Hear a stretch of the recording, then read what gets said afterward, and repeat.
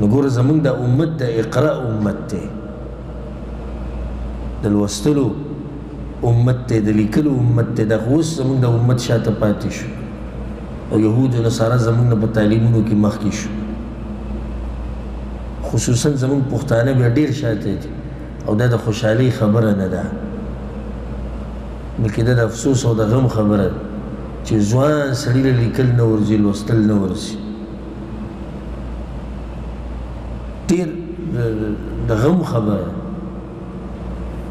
نو زمونږ امت دا د څه امت دی؟ اقرا امت دی. فرجع بها رسول الله صلی الله علیه وسلم یرجف فؤاده.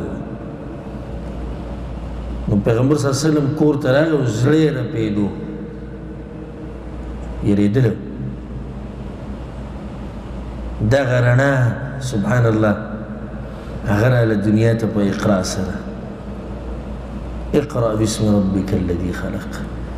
د جهالت تیرې ختمېدو والی وي، یو نظام د اسمان نه را روان. نو پیغمبر صلی الله علیه وسلم راغی وی یرجف فؤاده، زړه یې رپېدو.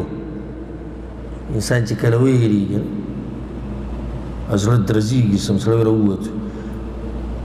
په بعضو روایتونو کې راځي چې بوادرو